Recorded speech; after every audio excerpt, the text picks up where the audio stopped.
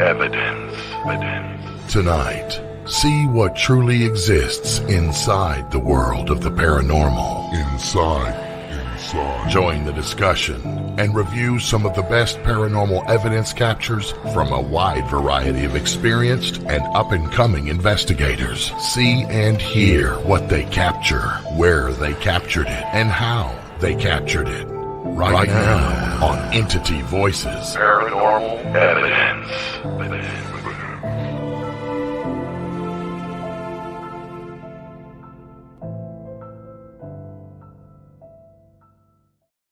Hello, everybody, and welcome to Entity Voices Paranormal Evidence. I am Chris. I am Audra.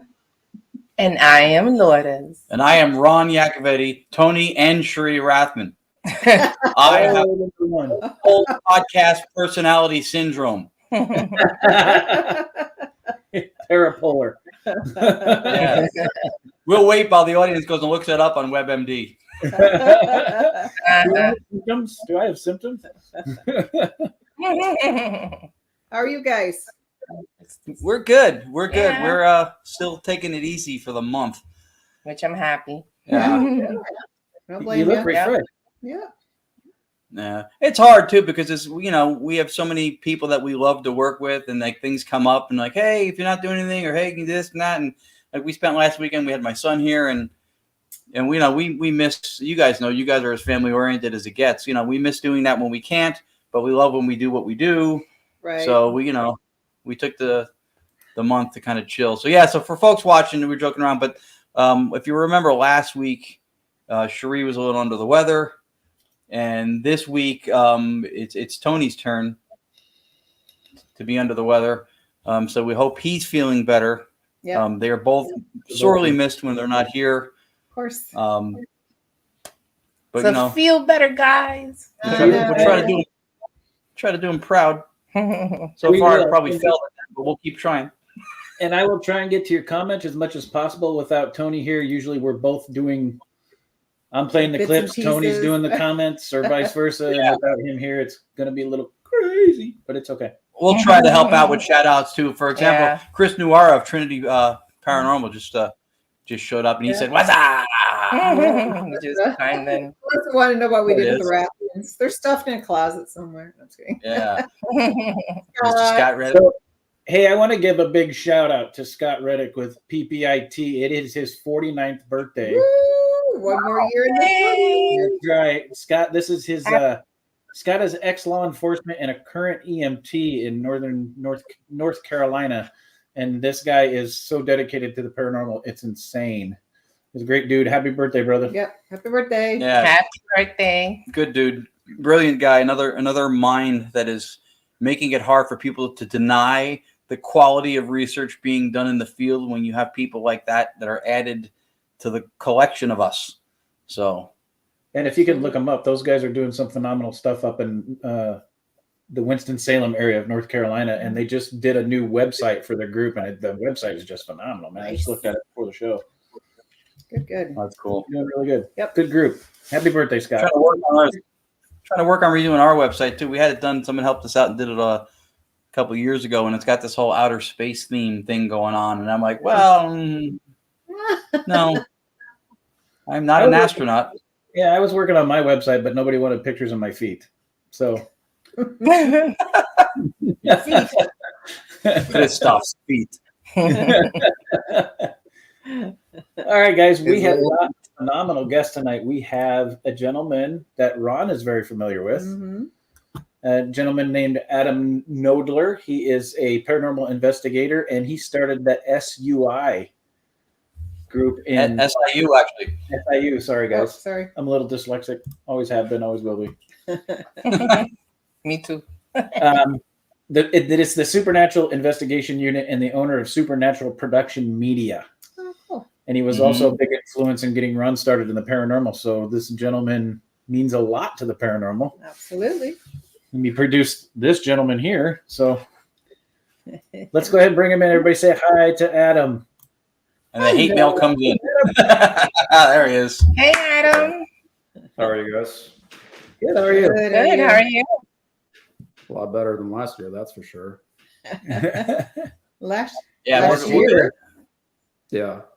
Well, we're gonna get into that, aren't we? In my Yes, we are. last year, this time, this is where I was suffering my whole spirit infestation. Oh, wow. Yeah. Well, so now Yeah, you got to go. we're definitely going to get into that. Yeah. I thought it was a good time to get him on because he's back in the saddle.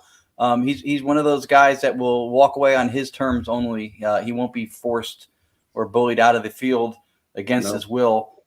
So when I started, I lived in California. I lived in Burbank most recent before I came back to New Jersey, and Adam was running investigations out of Pasadena. And before we were even together, I was going to his public events when I was, pretty damn new at doing this. And he was one of the people I learned how to deal and to treat the public, to give them a good experience, to make them feel welcome, show them how things work. He was very thorough in the onset and then the closure of the investigation.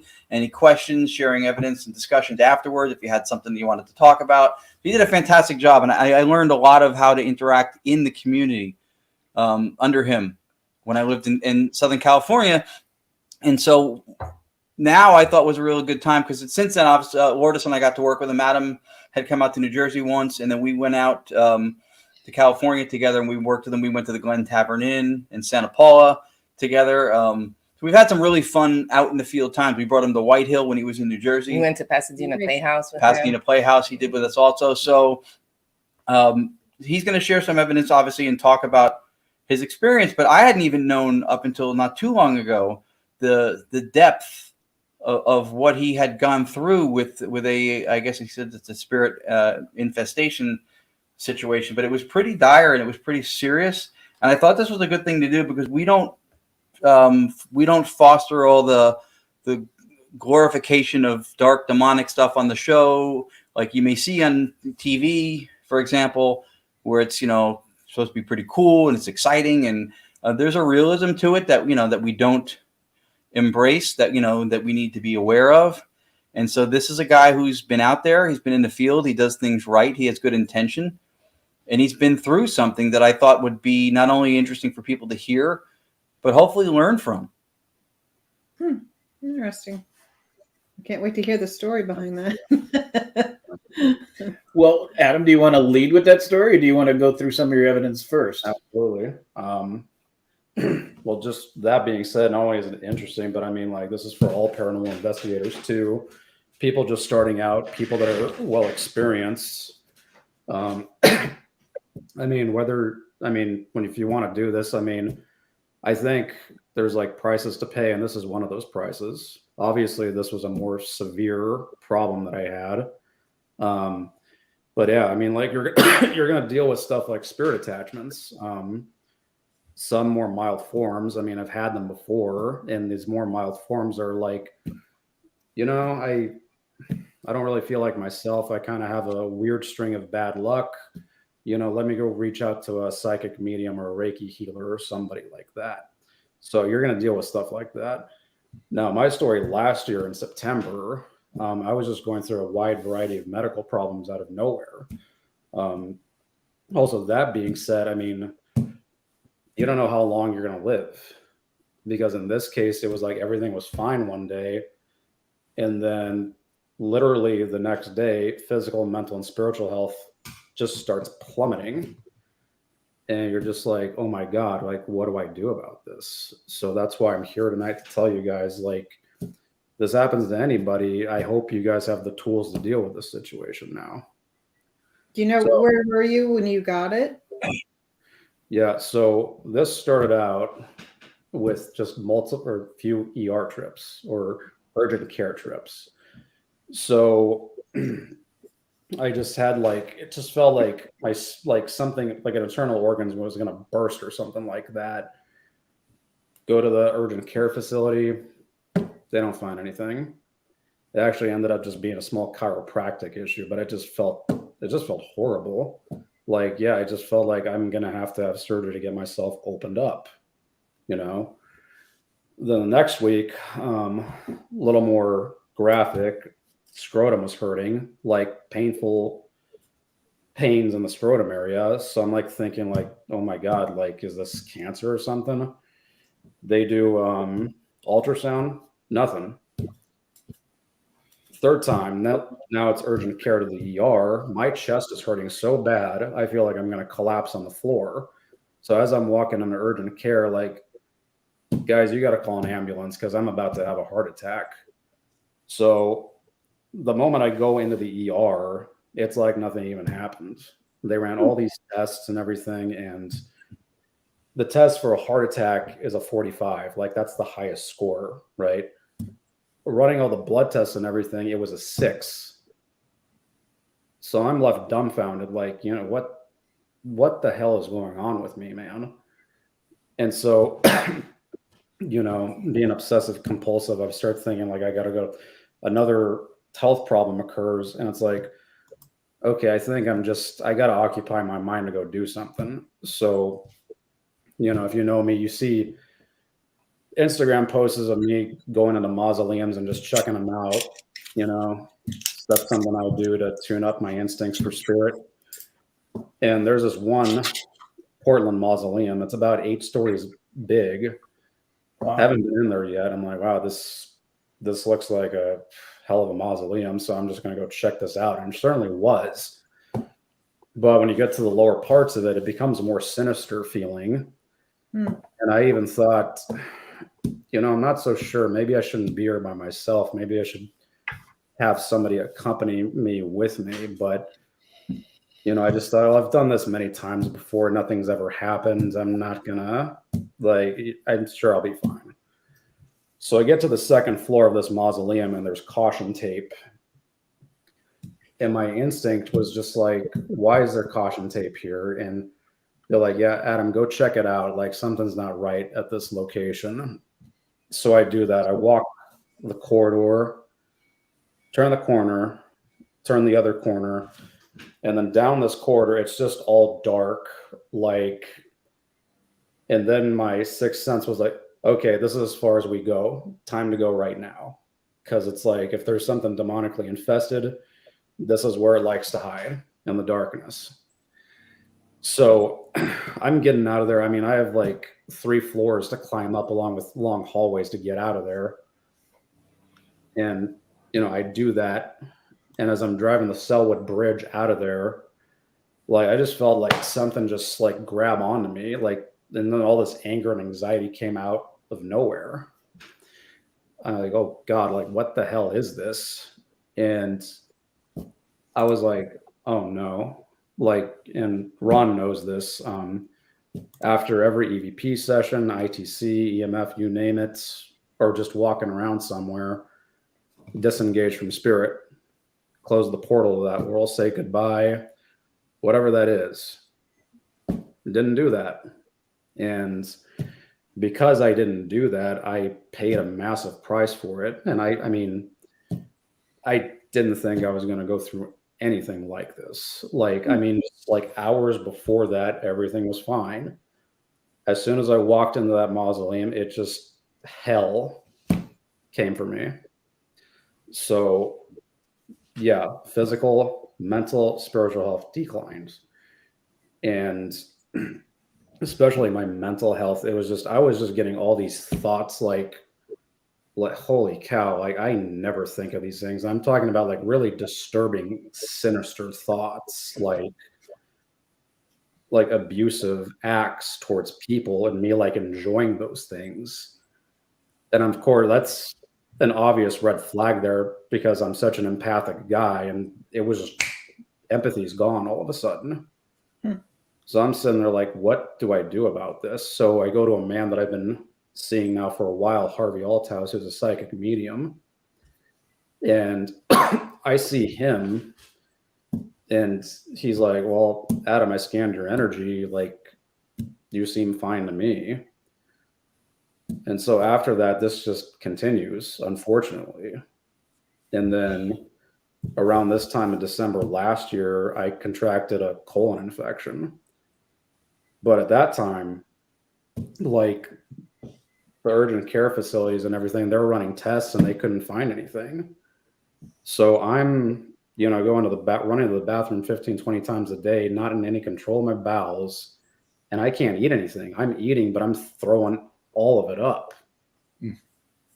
And remember where I got this idea, but I mean, and you guys know Pam. She can't stand what's going on. Like, she could sense like all the heightened anxiety in me and everything, and like we were not good. It was not fun at all. You know, I'm sure you guys could imagine that. But then I got this idea to go to Harvey again because I'm like, okay, there's no way that there's nothing going on here. I'm like, there has to be some sort of attachment going on. And getting my second reading with Harvey on the phone, you know, I say to Harvey, I'm lacking so much empathy. Like, I don't know where it went. Like, all my positive emotions are shut off, and every negative emotion you can think of is turned on. And not only is it turned on, it's amplified. So I'm ready to lose my mind. Like, I'm thinking I got to call the cops on myself or something, or put myself in a mental institution. And he goes, "Oh, I think you picked up a hitchhiker. Give me a few days and I'm going to draw out what you have on you." A few days later, he shows me what's on me. It's this female wrapped around me, grabbing my chest, grabbing my intestine where the infection is, and she's got black eyes. So right there, that's what was on me. So I went and saw a shamanic practitioner to have this thing removed from me. And in that session, like, this thing was talking through me. Like, in my head, I'm just like, I'm not saying any of this. Like, what? And I was crying too. Like, at first, the attachment was very resistant to going into the light. So she was saying all kinds of profanity words towards the practitioner. And then she just started crying through me, and she was just scared to death of going into the light because of what she did in this lifetime. And then she asked, "Are you from the mausoleum?" And she just says, "Yes." And I'm just like, I knew it. That is just, as paranormal investigators, you're like, yeah, absolutely. Normal people would think that we're absolutely insane, but our mindset, like, yeah, absolutely, there's no doubt about it. So the entity gets removed, but then I end up going to the hospital 3 more times. It's not that it didn't work, the removal, it's just that was the process I had to go through. But luckily, through that removal, they were able to finally find the bacteria that was causing the infection and everything, something called C. diff. So I had this come back up 3 times. So I had 3 rounds of antibiotics. The last one was the super strong antibiotics. And since then, I've just been recovering from this whole thing all year long. I've been sidelined from investigating this whole year. So basically, I've been sleeping on the couch or staying on the couch the first half of the year. And as time goes on, I'm finding more herbals and things like that to get the severe Crohn's diagnosis and infection killed. So that's the brief summary of that whole thing. And you guys just saw the picture of the attachment right now. Yeah, let's show that again.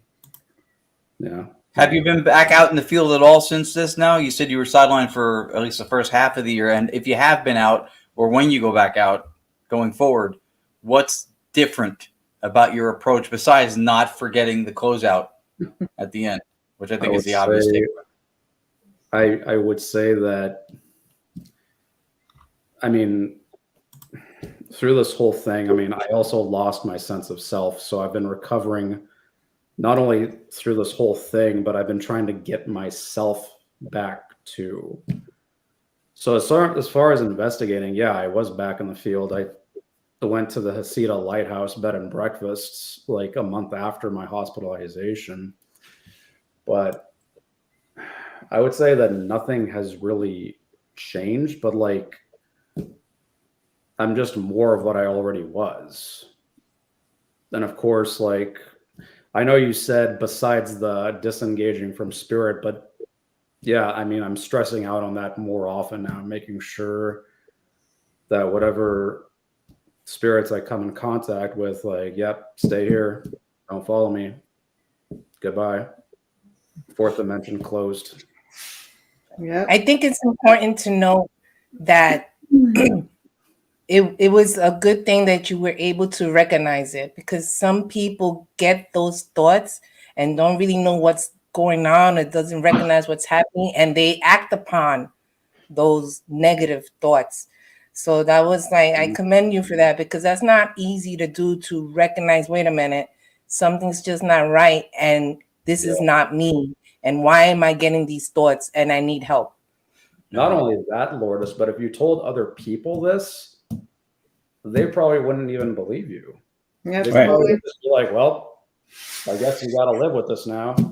You're like, huh? Like, no, dude, like, you know me. This isn't me. Like, and you know, I mean, like, it would be a constant fight with people. You know, like, no, I know me. You don't. Right. You know, Right. like, I know what the hell I'm talking about. Right. So. Right. Well, and this is something we don't normally touch base on, guys, but we've said it numerous times. Make sure that when you're investigating, you protect yourself going in.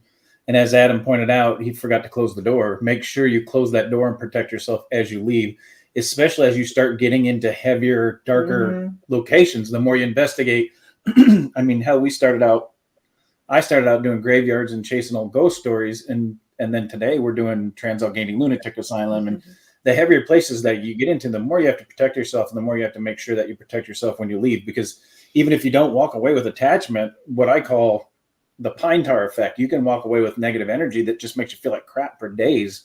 And some of us call it a paranormal hangover, but depending on the location that you go to, it might not be. It might be that negative energy you're dragging with you. You have to cleanse yourself, make sure that you're protected, make sure that you're safe.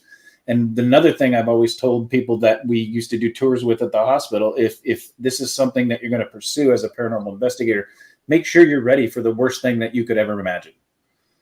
Be prepared to have the shit scared out of you at some point. It's because it's going to happen, and make sure you protect yourself, because you never know what you're going into. It's a world that some people don't believe in, but for those of us that know that the world exists, you need to be prepared for just about anything, because you never know what you're walking into. And that's the thing, Chris, like this, what happened to me, like, it doesn't just happen to paranormal investigators. This happens to everyday normal people too. Like, if you watched the documentary, I had Harvey on it, and there was a cop. He was a complete skeptic. He didn't believe in any of this stuff. So he was pulling a guy out from a car that was on fire. That's how he got his attachment. And like, his wife was a big believer in it. And he's like, well, if anything happens, it's going to be you. And then it ended up happening to him. Yep. Do you feel that there's any silver lining? I had, when I lived in LA, you know that I had an attachment problem, nowhere near the magnitude of that.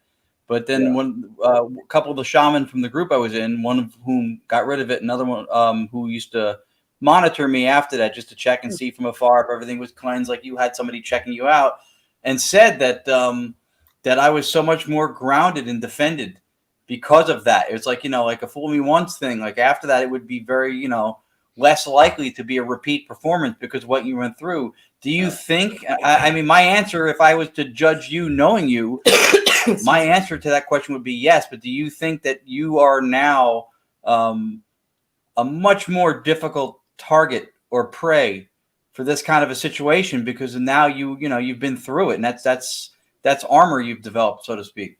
Absolutely, Ron. There's no question about that. That is going to live in me my entire life. It's ingrained in my subconscious mind now. Like I said, it's ingrained in my subconscious mind now. So I think deep down, it's like I've already got that armor set up. Like, Adam, make sure this does not happen again. You know how agonizing this was. So, just make sure. Precautions. Saint Michael, have him by your side at all times. And the whole not believing us thing, I mean, that's something just with what we do on the most mundane to the most fantastical level that we always deal with. Right? We always have to have this prolepsis-minded approach where you're anticipating the objections and the things that you have to explain to someone who doesn't see the feasibility or the realism in what you're talking about. That's part and parcel with what we do. So I can imagine when you're in that type of a situation that it almost feels like a lot of the walls are closing in because you don't have the same outreach that you do if you go, hey, you know, I'm trying to quit smoking or I have a problem with drinking or I lost my job. It's like the safety nets that are available more readily to the general public don't extend to those kinds of things. They don't understand it. That's true, because it does happen to everyday people. It's just that they don't recognize. If you have someone that's a certain way and all of a sudden they just change, people just think, well, you know, they just took a turn, but it could possibly be that they may have some sort of attachment, and they don't have to be a paranormal investigator because it's all around us. No. Yeah. So, and then if they accept it because, you know, they don't believe or whatever it is, then, you know, that's what happened. Yep. Normal people just go, oh, that's it. Yep. I guess this is my life now. Right. Yeah. It's not even like, if I stress this all the time, listen to your instinct. Don't listen to other people. Like if you know for a fact something's wrong inside of you, you listen to that. Nobody else. Yep. Right. Agreed. Yeah. Nobody knows you more than you do yourself. Right. Absolutely. Yeah. We may be the only species on the planet that learns and develops an ability to ignore our instincts. It's true. Right. Yeah. I mean, that's another reason why we're talking tonight. Listen to your instincts. I argue all the time, the best piece of equipment in our field is our instinct. Or as the ladies like to call it, intuition. Yep. Because without it, the equipment's absolutely worthless. Yep. Agreed. Well, and So- you make a valid point, and then even Lourdes, I mean, it happens to everyday people. We're used to it. We know to protect ourselves going into it. You know to protect yourself even more going into it now, to where normal people that just stumble across a location that has something that would, you know, attach itself to you, they're not going to think twice about it. So that physical condition that you came down with, normal people are just going to think it's a physical condition. Yeah, I just got sick. I just got sick. Let me go to the hospital. Right. And they prescriptions nonstop. Mhm. And they go to the doctor for years to find, not to be told, Nothing. you're fine. The blood test, everything, yep, you're fine.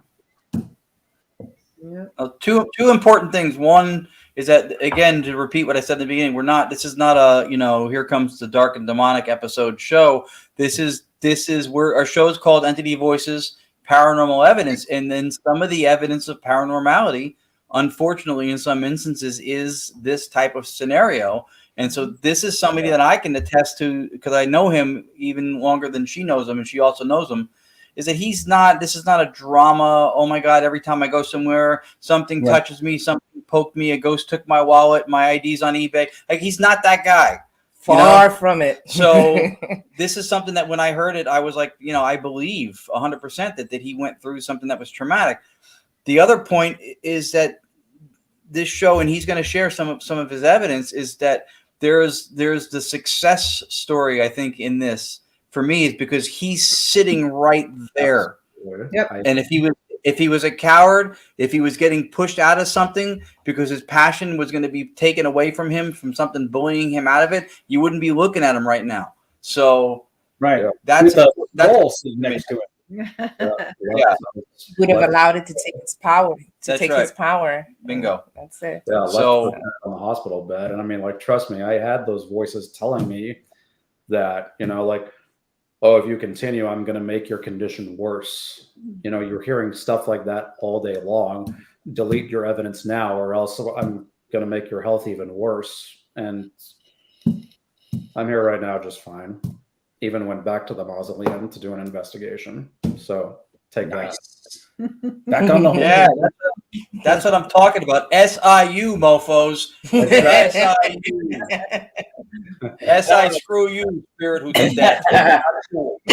Not cool. And I want to point something out too.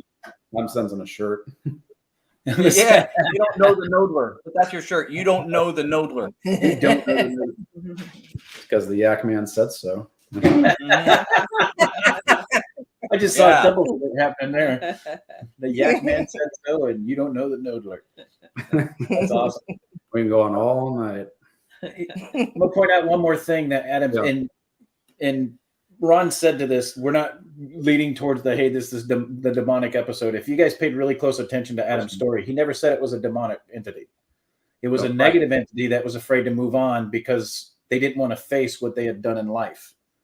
So this was something that was attaching itself to Adam, hanging on to that pure energy that they wanted to absorb, probably thinking that maybe it would help them reach the light that they wanted to reach, not going somewhere else. So we didn't infer to it as a demonic spirit. It was just a negative spirit. We talk about it all the time.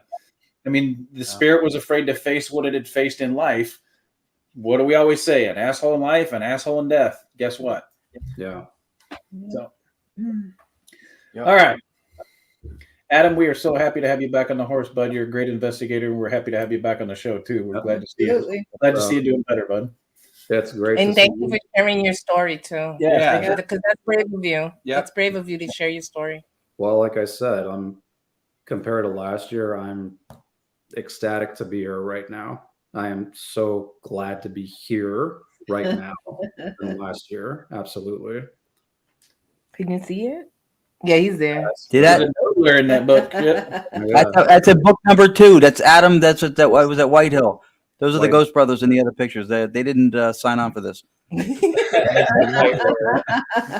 That picture moved by itself, and I ran upstairs to the recorder. It was like right. It was like somebody had a little string attached to that picture and just pulled it a little bit because I saw the light on it, and the light like shifted. I'm like, that picture moved by itself. Yeah, I remember that because I was talking about Adam, as you can tell by now, is very calm, low key, easygoing energy, right? And there was a picture frame of this flapper woman or something on the bar in the basement at White Hill, which is a very active area. And we were setting up still, and he was looking at it, and no one else. We were all just doing our thing, and it slid a couple inches in one direction. And he went, "Did anybody see that?" I was like, "Well, he never yells like that. Something happened." That thing must have moved. Yeah. Something happened. Awesome. Like I got what I came for. That's for sure. Yeah. All right, Adam. So let's get into some of your evidence. You've got a great Estes one coming up that I'm going to save for a little bit here because it's a great. I looked through them again before the show started. These are some great ones. So we're going to go ahead and start with the Grand Lodge Lavender Lady. You want to tell us a little bit about that one? Yeah, so the Grand Lodge, up here in the Pacific Northwest, we have an establishment called McMenamins, and they're known to buy historical places and renovate them into hotels, restaurants, and a good amount of them just happen to be haunted. And this Grand Lodge was a Masonic temple. And I forget what the further story is, but there's a woman there known as the Lavender Lady. When she's present, you can smell lavender. And what she used to do was that she would leave books at people's doorsteps because it was something that they needed to read. And this actually happens to guests there. Like sometimes that'll happen, and they go to the front desk like, "Hey, like there's a strong scent of lavender. Like, did a worker leave this book here?" And they're like, "No." And I was like, "Well, somebody left this here." So things like that. Interesting. All right, let's take a look. And the Lavender Lady on this floor. In here? Is she in one of the rooms?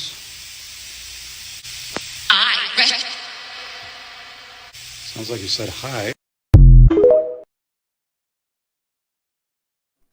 Huh. Wow, that was clear. Yeah, That was like, I wasn't, I mean, I love it when I go in not expecting much, and then you get something like that. Because nobody knows exactly where the Lavender Lady is in the building. right. But she's shown to show up. I mean, there's one room, it's room 233 is the Lavender Lady room, but like I said, there's numerous reports of her being throughout the building. So You know, when I walked by, that was room 302. So I'm thinking she must be in there too. Wow. That's pretty cool. What kind of device were you using there, Adam? That was a Ghost Vox by the GhostTube app. Okay. So I saw that people were using that. I'm like, looked like an interesting piece of an app. And it says that spirit's able to use electromagnetic fields to manipulate and form words on that app. And so, I mean, using it before, we were getting some pretty accurate responses with it. And I was like, all right, I'll just continue to do that then. So sometimes after what I love about Ubering is that it'll bring you to around haunted locations. So if I'm taking a break or something, or just done driving people around, just stop by a haunted place and put an app to the test. That's what I did there. Yeah. That's an interesting app because we never heard of it before.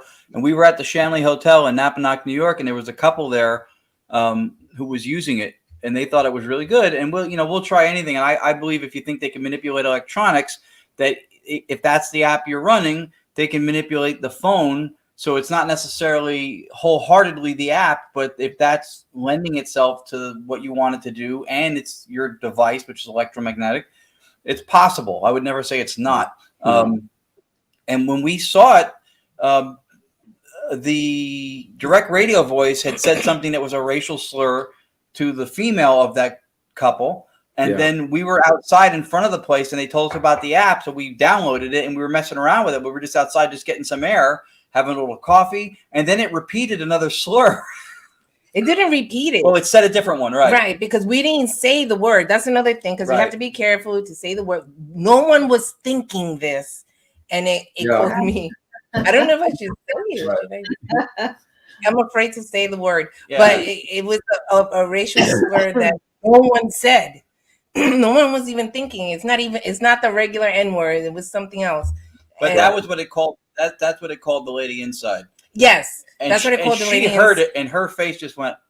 And so, funny thing is, she was joking around about it because her male counterpart, her partner, was white, and it said that they were joking around about, oh, maybe the spirits are racist, and they'll say something like that. And then, sure enough, that word comes out of the direct radio voice thing at the table, and then we're outside talking about it. They show us this app, and then it says the opposite of the word white and faced.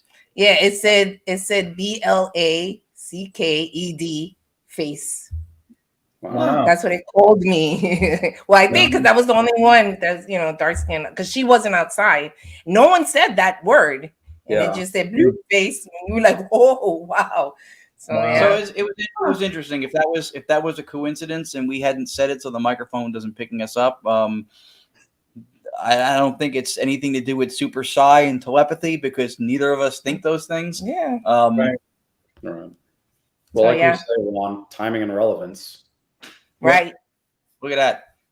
Yeah. Nailed it. That's an honor. Straight from the yak.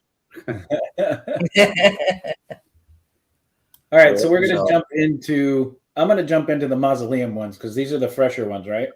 Yeah. And this is Adam back on the horse, guys. So I wanted to make sure. This is the recent one. Yeah, this is the recent one.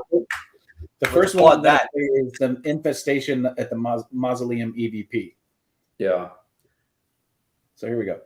Don't exactly remember how to get there, but I'm sure we would eventually find them, since we're dealing with big floors of mausoleum here. You have to play it again. Yeah. Yep. All right. Yeah. It's there. I heard it. Yep. I don't exactly remember how to get there, but I'm sure we would eventually find them, since we're dealing with big floors of mausoleum here. Yeah. Yep. Yeah. It's low, but it's there, and it's clear. It's just low. Very soft. Yep. Yeah. Yeah, you have to just bring it to your ear, but it's absolutely there. Yep. Mm-hmm. Yep. Yeah. So I got a creepy question for you, Adam. This was after you got rid of the infestation, correct? Correct. And this came from somebody that I started recently working with, Luna from Luna Paranormal. She's like, hey, I captured this EVP. Take a listen. And listening to it now that you know the story, it was like, oh man, is it saying what I think it's saying? Like, oh, you're mine, come back. And I'm just like, no, I don't think so. Like, Do you think that's related to your infestation at all? I believe so. I mean, I would agree. Wow. yeah, I don't think there's any question about it. That's for sure. Yeah, the minute I heard that, it's just a vision of you and her talking to you popped into my head. So Yeah, Yeah. I would say so for sure. Yeah, Interesting. Yeah, I just got the chills. that's crazy. All right. Infestation Site Evil and Flux 2. All right, here we go. Tight. Oh, that's me, but there's evil on the ovulus. Evil? Yes. Is this establishment suffering because of entities that are here?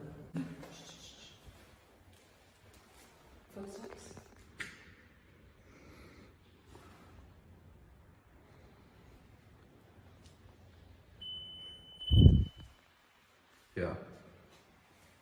Wow. So in order for that to go off, we need to be next to the sensors on the sides. And as you can see, I'm not on the side here, and you're by the red. So it should have turned red. Wow. Wow. Yeah, we were there previously before that, but like all our audio and stuff and their videos got compromised. So, I mean, like we were getting stuff like demon on the ovulus and things like that. And like we actually went down the stairs to that infestation site, but I had no idea that that was the site because I went a different way. And Luna and her boyfriend, who's the cameraman for her, like we saw her, was like, oh wow, this is creepy. Like, yeah. And as we're walking down the corridor, I saw the caution tape and I was like, wait, there's caution tape. Oh, this is it. Like it's still there after 15 months. It's just last time I came this way, but this time I went that way. And so like, you know, knowing that we didn't know and like we felt something around that area, that's what kind of gave it that confirmation. Yeah. Wow. I would imagine. Ugh. Absolutely. Adam, technique wise, and I've seen you do this a bunch of times before. You run more than one ovulus concurrent, along with recorders and other things. I'm guessing you do that for a reason. You're looking for synchronicity. Well, 3 and 4 have different. I mean, 3 has a certain amount of words in the database, and then 4 obviously is the more advanced one with more words in the database. So, you know, this is a don't leave any stone left unturned type of thing. You know, I just figured, I mean, if you have 3 and 4, I mean, why not just use both of them then? You know, Do you get instances where you get correlative data between the two, where it either finishes a thought between the two or gives the exact same thought on the two? Yeah. I'm guessing that has happened. So if you watch the infestation investigation, that's part of the video there. We were walking, I left those ovuluses on the table, and as I came back over, like the ovulus 4 said devil, but as I saw it, it left. And I said, I think I just saw the ovulus 4 say devil, and then ovulus 3 says fact. Wow. All right. Huh. Yeesh. That's some pretty odd timing. Yeah, absolutely. All right, the next one I'm going to jump into is the Estes session that you did at the mausoleum. And for some of our viewers, Adam, that doesn't know what an Estes session is, do you want to explain that to them for us? Yeah, and before I go into that, this is actually my very first time doing an Estes session. Nice. So that makes, I feel, what was captured more credible. So what I'm doing here is we're running on a spirit box. I'm wearing headphones, and Luna was the one asking the questions. So while Luna's asking the questions, I'm wearing noise canceling headphones. I can't hear what she's saying. So my job is to just say what's on the spirit box while Luna or whoever you're working with asks the questions. So while she's asking questions, I don't know what she's saying. My job is to just say what's on the spirit box.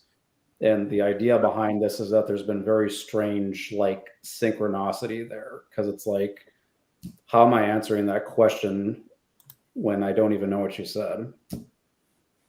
Right. This was developed in Estes, Colorado. I think at the Stanley Hotel. I think the first place they did it, and it was meant to vet the authenticity of what you're getting out of a box because of that whole power of suggestion / hearing what you want to hear, pareidolia-driven excuse, which yes happens, but it gets thrown around way too much. And so this is a way to take that off the table. He doesn't know the questions, so he's not looking for any answer. Right. No. Well, and you'll notice from the video too, everybody, is that not only does he have the noise canceling headsets on and that spirit box is so loud he can't hear the questions, but he's also wearing a blindfold. So he can't see where the person asking questions are, and he can't read the lips, can't understand what they're saying at all. There's no outside interference coming in except what's coming in through the headphones.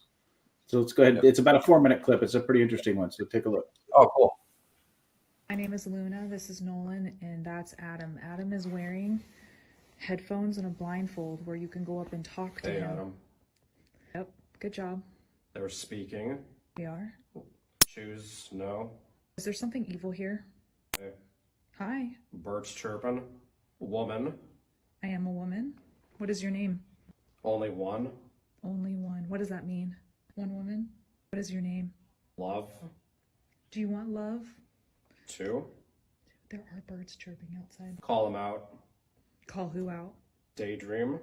After. Fun. They're just going nuts right now. What is it you're trying to say to me? Wrong. What's wrong?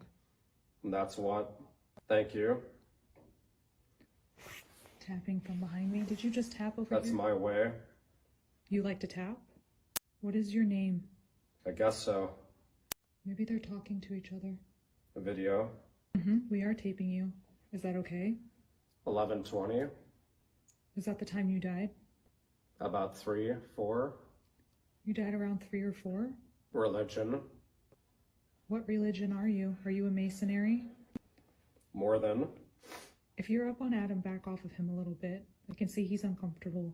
Hatches. Is that how you died? 1,000. Are you guys just talking to yourselves? Portland. Do you even know that we're here talking to you right now? And if you're listening, Are you listening to us? medicine. Do you need a priest Part of or a natural. do you need a doctor? What about that evil thing down here? What is that all about? Devil's final. What does that mean? Tapping from over there.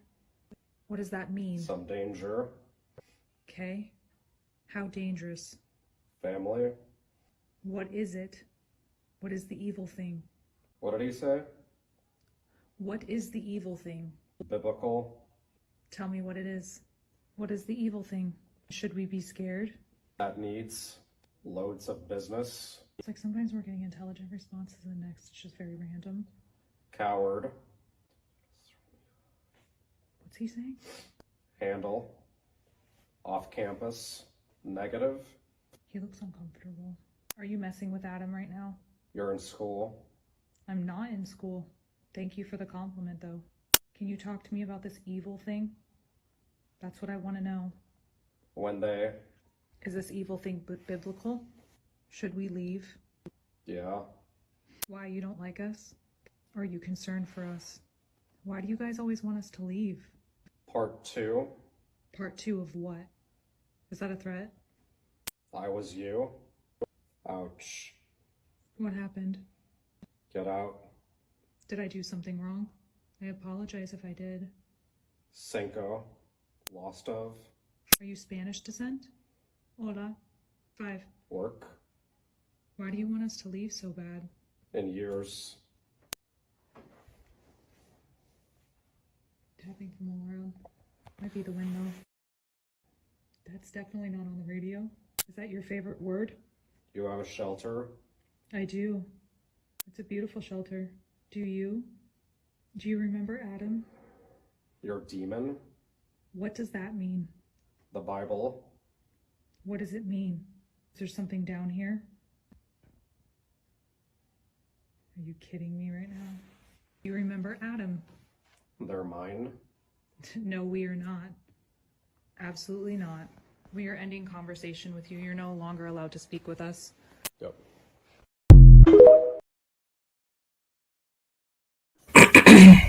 Wow. So that was my first one ever. Yeah. It escalated quickly at the end there. Yeah, it did. What's that? It escalated quickly at the end. Like they got kind of. Oh yeah, I was like, yeah. The only part 2 there's going to be is when I put this thing to rest. Yeah. Hey, I want to point out, because I've seen that method done. We've done it a couple times since how many years ago we first had been introduced to The it. first time we did it was in 2016. Okay. Was it her name was Luna? Yeah.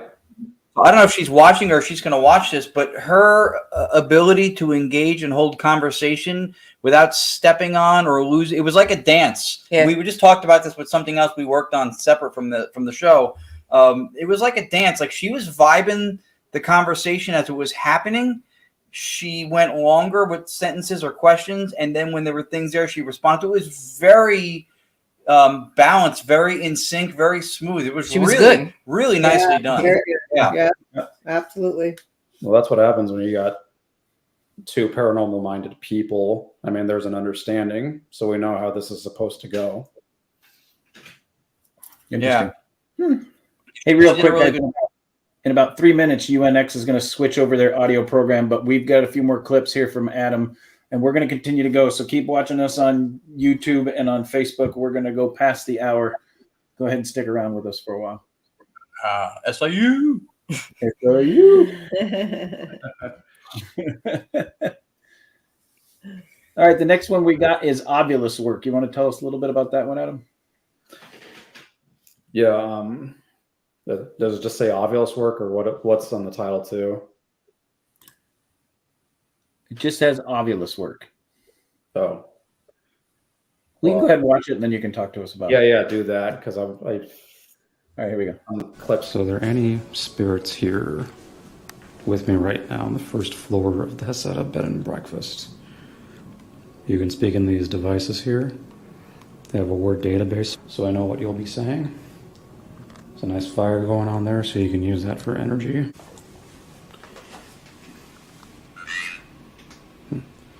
Main. Else, us. Are you saying this is the main part of the house?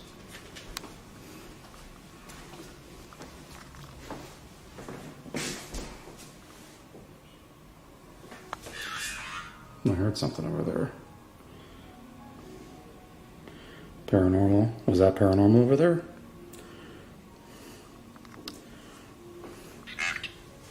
Fact. Wow. Can you do it again? Who was that? That was great. Oh, that's cool. Especially the fact part. Yeah, because you mentioned that happened in the other thing. Do you get that a lot when it validates what you're asking by saying fact? I've had that happen 3 times already. Oh, wow. So That's that interesting. location, that was called the Heseda Bed and Breakfast. And I was on the main floor there. There's going to be another clip, so I'll get into the ghost story on that one. But yeah, that happened at the mausoleum you just saw it, where I said devil, I caught it, and that says fact, and then there's that one. And then the third one was the Lavender Lady room at Grand Lodge, room 233, and I said, does the Lavender Lady stay here? And then the obvious 3 says fact. Wow. Wow. Cool. All right, the next one we got is the Hasita Ghost of Rue. Ooh. There it is. Hasita. All right, here we go. You guys would love it. All right, here we go. Do you write your name on the window over there when people are sleeping?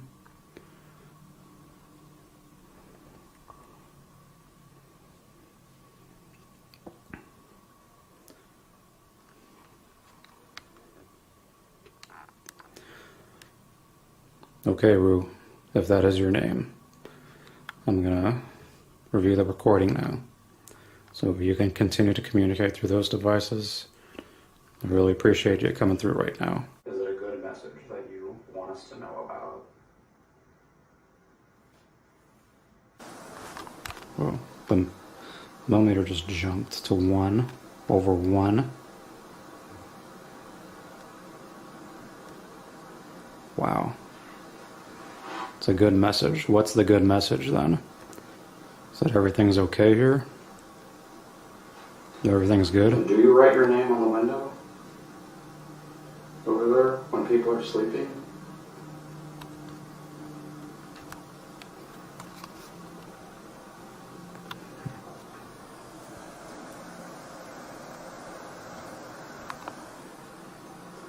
Oh, look at that. Okay, Rue, if that is your name. Oh, thank you. Yeah. That very good. Thank you very So much. you can continue to communicate through those devices. Oh my gosh, Really the appreciate windows you are coming through fogging now. too. Thank you. Wow. Now when the windows fog, that's when she does it. Huh. Wow. That was awesome. Thank you very much, Rue. That was Wow. cool. That was cool. Yeah. Ooh, Mr. Carter, Mr. Carter. Yeah. So, there's something I want to point out, guys, here. In order for a mist to accumulate on glass like that, that means the temperature outside has to be cooler than the temperature inside, right? So prior to that forming, the temperature was the same on the inside as the outside. It won't foam up like that. It'll gradually, as if the temperature on the inside heats up more than the colder temperature on the outside, that fog will start to form slowly and it'll creep up the window.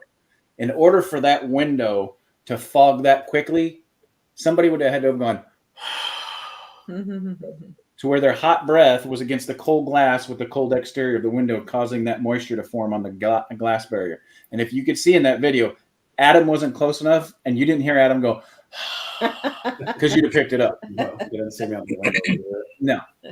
But yeah, I mean, like, it's a cold night on the Oregon coast. So before I started that session, the windows were not fogged up. Well, no, and even a heater kicking on couldn't have caused that, because the heater has a dry element to it that it won't kick out moisture, because if a heater kicked out moisture, the inside of the heater would end up rotting and rusting. It has a drying element or a filament in it that keeps it from kicking out moisture. So even a heater kicking on wouldn't have caused that. The humidity in the room would have had to have been 105%. And Adam would have been standing there sweating like crazy in order for that to happen that quickly on that glass.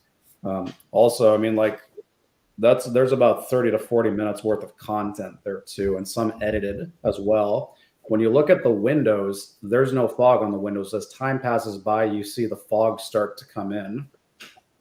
Yeah, that was pretty cool. Yeah. That was Yeah, that's really cool. And Chris, once again, providing insight like no other. And I love that, because you have a professional background that comes into play here. Your ability for situational awareness, which we harp on constantly. That's why, right there. And those things investigatively are so important, because you have to vet the authenticity of what you get if you believe that it's something that is of paranormal effect. And that kind of ability to assess and know those kinds of things, I think, is an undervalued and under-acquired skill in the field. And everything is so spooky oriented, and learning ghosts and EMF spikes and stuff like that, which I'm not saying isn't important, but that when you hear an explanation like that comes from a practicality standpoint, but supports the fact that it is not a materialist situation that is unfolding there, that's fascinating to me. So that was brilliantly put. And then Adam, again, completely aware of his situation, which is, I know, something that you have a lot of value for, also knew what you were saying. So that was totally cool for me. Yeah, it was pretty neat too. And when you go back and review the show, there's another thing in there that I forgot to mention too, that indicates what my explanation and how it values out is. If you pay really close attention, windows, you have a top sash and a bottom sash. It's two separate parts, right? And you see that wood divider in between on the old windows. If you notice, the glass below didn't form the fog. So if it was something in the room that was environmental, it would have formed on both pieces of glass, not just the one. Yeah. Wow. Yeah. And I mean, it had been cold for a while too, so the fog should have already been there. Right, and the heat in the room would have balanced out. Nothing in that room could have caused that to form that quickly. No. I can tell you, standing outside the paranormal, even if I didn't believe in it, looking at that, there is environmentally nothing that could have caused that without somebody breathing heavily on that glass. Yeah. So they would have had to increase the temperature. They would have had to increase the temperature in that room on that speck of glass immensely and quickly with the humidity behind it, which tells you even more that it was a breath, which is even more fantastic because we're dissecting this, man. Yeah. Take notes, people getting into the paranormal. Take notes. There is more to investigating than asking email password security questions. There's more. Here, I want to point something out. So Ronald says, great. I have fog on my windows every morning. I have fog here every morning. Well, there's a catch to this, Ronald.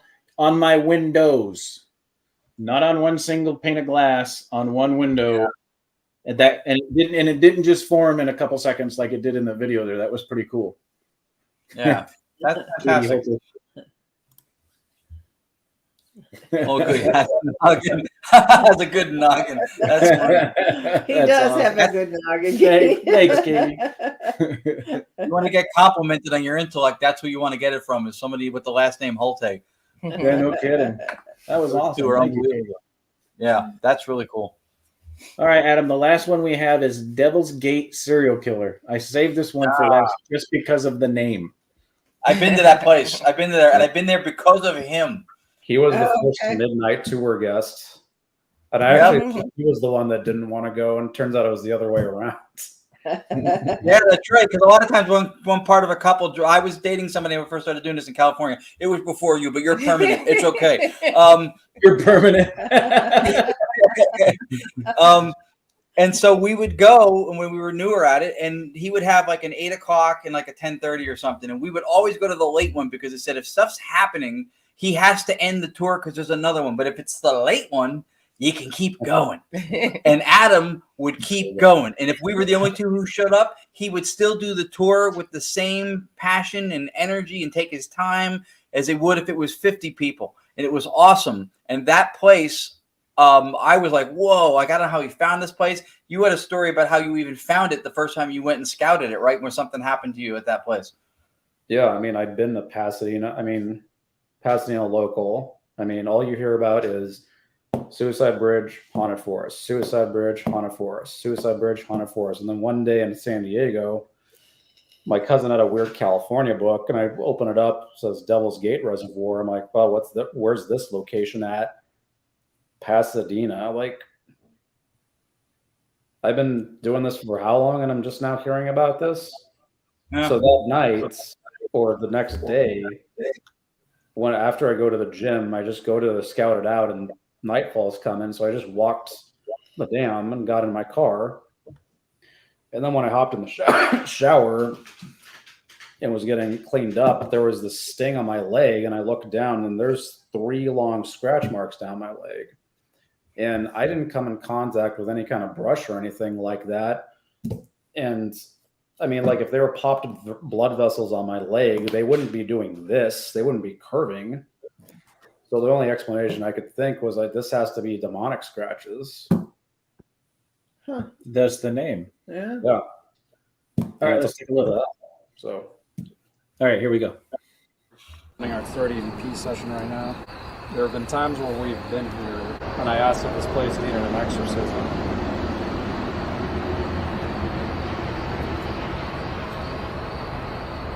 Does that still need to happen?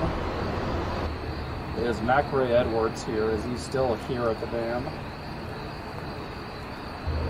Tried to contact him a couple of times. He said something about being possessed by something. That's why he did what he did.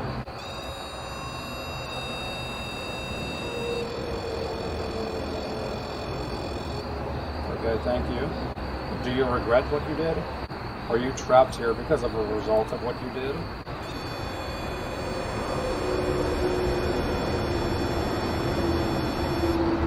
Do you want to stay here? Or do you want help going into the light? I'll ask again, and when I ask the question, When I ask the question, I want you to go near the red, like what you're doing right now. Do you want to be free of this place? Or do you want to remain here? Do you want help? Are we talking to a child? Do you want us to say a prayer for you?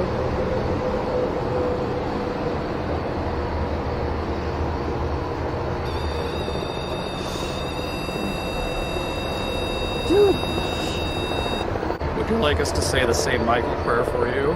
St. Michael the Archangel, defend us in battle. Be your protection against the wickedness and snares of the devil. May God rebuke him, we humbly pray, by the divine power of God. Cast into hell Satan and all the evil spirits who roam throughout the world, seeking the ruin of souls. Amen. Are you untrapped now? Are you free? Do you feel better?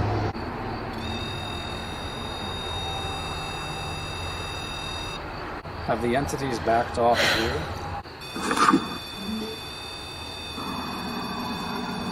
Okay, this is Adam. Running our 30 EVP session right now.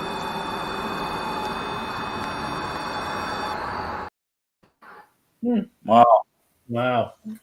Yeah. Enthusiastic too. Yeah. Yeah. Yeah, and I've had That's a creepy place. It is. I had one guy argue with me that it's the semi trucks going by. And although that's a valid point, the thing is, I've brought the REM pod with me to that location many times and have never had it once go off until that night. And on top of that, like what you always say, Ron, timing and relevance. After I'm done asking those questions, REM pod goes off. So unless there's some guy in a semi truck listening in, Right. highly unlikely. Right. You got So the you point. think the semi truck had? I'm not saying that, but that can cause that. Maybe they're on the radio or something. Is Well, that? yeah, the same way a walkie-talkie can trigger Okay. stuff like that, but Alright. they would have to be stationary or within No, range. no, I know, Yeah. I get that. I was just asking because but I get that timing and relevance. I just wanted to know for my own personal. Yeah. Yeah. Yeah. Well, okay, so I used to be a truck driver. Yeah, So- good. Sorry, guys. What haven't you done? I know. Some stuff I'm not proud of, and other stuff I like to talk about. But so most truck drivers, they have a frequency. They have a frequency on their radios that will only travel up to a quarter mile, right? But then you've got these other truck drivers that like to spend hundreds of dollars on these ham radios, and these ham radios could get your EMF from that distance to spike. But I'm telling you right now, the percentage of truck drivers with the radio that has a strong enough frequency to get that EMF to spike from that distance is like winning the lottery. You're talking like 1 out of every 50 truck drivers has one of those radios. And as often and as relevant as of the spikes you were getting on the EMF, the REM pod from the EMF, you can't tell me you had every truck driver in Southern California that has one of those radios Passing going by at the right same at that time. moment. Yeah. Right. Yep. Absolutely. Yeah. And those were That's strong pretty cool. spikes. Man. Yeah. Those were strong hits. They were strong hits, and they were enthusiastic hits, especially when you asked do you want me to say a prayer for you? That one was like, it was begging. It was. Yeah. Yeah. Well, I saw Chip Coffey do this on an episode of Paranormal State a long time ago. They were investigating a demonically infested church, and they had something on the thermal camera that was like super cold. He said the St. Michael prayer, and all of a sudden the energy just left the room and the temperature rise back up to normal. It was incredible. I was like, well, if something like that happens, I got to use that, see what happens. And I mean, it creates a really strong response. Like if spirits are in trouble, that's the prayer that I go to, and it does get effective responses. Yeah. That whole Pasadena area is really like a hotbed too. The dam there, and then that tunnel. The tunnel at the dam is ridiculous. That's really creepy in the tunnel. And then also Cobb Estate, right? Cobb Estate, where there's the foundation of what was once the mansion, I guess, that was there, but you can see like the cement steps and stuff. We had some weird stuff happen there too when I was there with you. My thing was the Playhouse, the Pasadena Playhouse, because I got affected in that place. And I was brand new. Remember that, Adam? We had to walk her outside, remember? Yeah. I think you guys were there for that night, weren't you, when we heard that woman crying outside of the green room? Yeah. Yes. That was it. Yes. And I ran And like, there was no woman out there. That was the weeping woman of the place, and everybody heard That her. was good night. Strange enough, like Crazy. our reporters didn't even capture any of it. Really? Wow. Yeah, I'm like, what the hell? Like, that's You know, we moved to North Carolina from Phoenix, and we were in Southern California. I mean, I've been in Southern California since I was a kid, numerous times, hunting ghosts, lots of times. And I can tell you, there is something about Southern California, and I think it's directly related to the San Andreas Fault and the geographical Oh, you froze. that actually amplifies paranormal activity in Southern California. That's my personal theory. But Southern California is just crazy insane with paranormal activity. We're just talking about that, right? With the low frequency coming out of the quakes, right? No, that's ultra high frequency. That was low. Well, From the earth. It was ultra high. Yeah, it's I ultra don't think high. so. All right. I'm pretty sure it was. Devil's Gate, the portal to hell. I mean, I think that water flows to the Los Angeles County River. So Interesting. That's another theory to look into. Well, and then you got the combination of Southern California is nothing but rock too. So you've got the I can't say the word. I don't want to mess it up. Jazz, slow jams. Well, not that kind of rock. I'm sorry. Yeah, no, wrong. R&B. Don't worry about messing up because I was thinking about it and he's right. It was ultra low frequency. You're right. It was ultra low frequency. We got that on recording. You can see this section back over and over and over. You can loop it. It was real love. And that's why he's right. That's why she's permanent. Right. I admit when I'm wrong. You heard it first right here on the EVPE, guys. A woman told a man he was right. Right here, and we got it recorded. Lourdes, what are you doing to us? We have to break the bone every once in a while. I mean, come on. Now I can play it back for Audra and go, see, you can say it. Yeah. Now tell Chris what was wrong with doors and windows, for crying out loud. Let's go.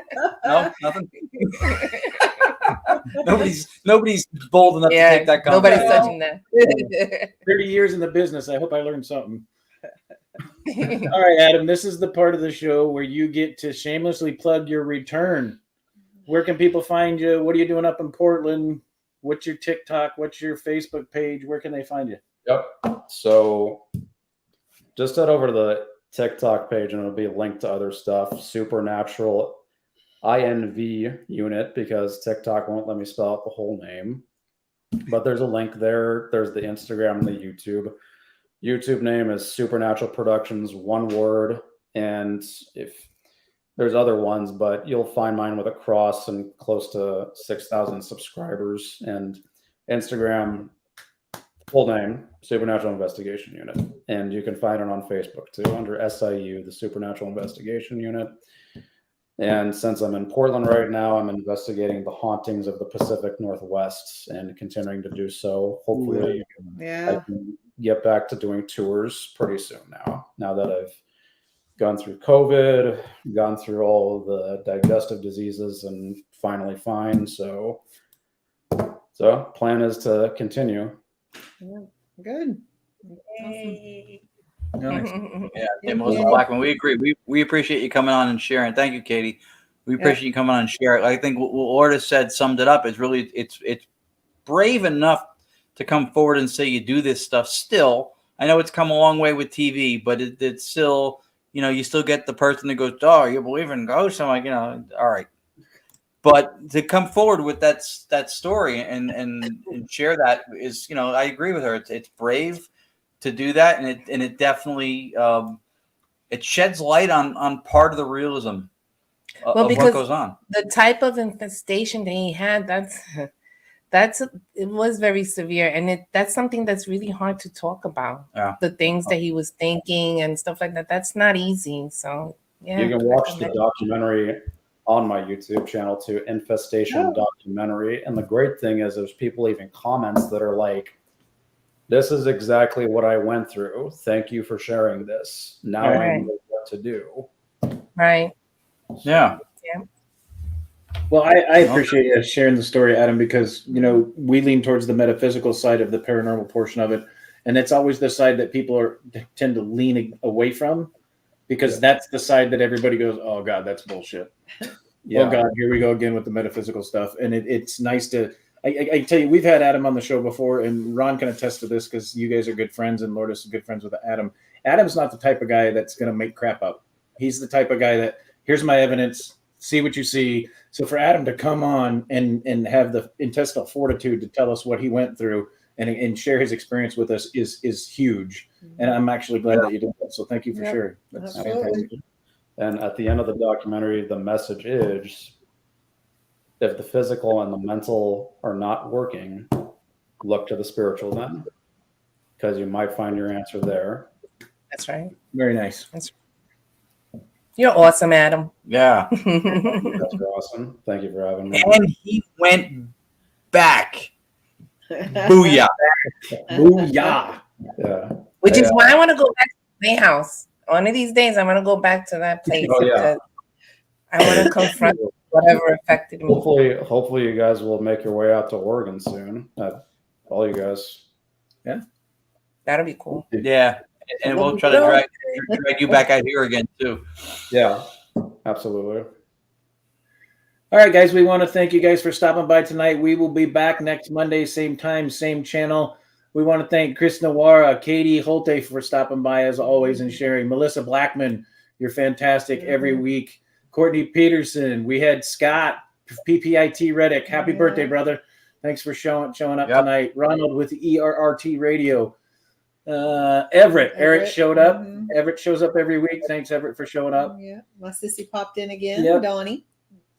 Tower Paranormal Investigations. Thanks for showing up, guys. Nancy Blanchard. Yeah, she's at Canada, yeah? Yeah. No, that Nancy wasn't from Canada. It was another lady. No, I thought it was Nancy. I don't think so. Could have been. Yeah, he's probably wrong. Anton Ritter showed up again. Anton showed up again. It's wrong. The train has left the station. I'll just rewind it and play the tape again, Lourdes. That's all right.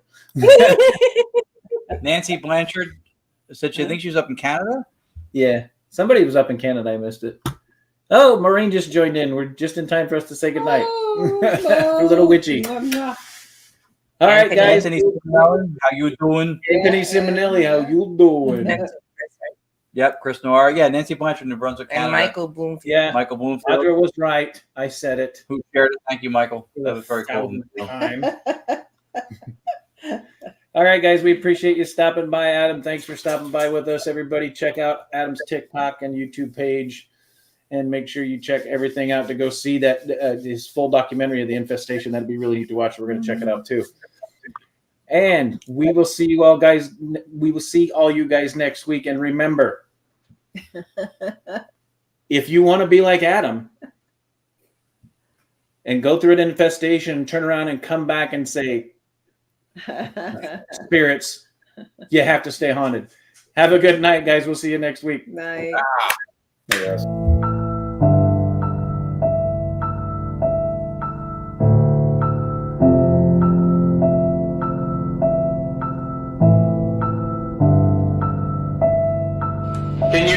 Can you give me a name? What's your name?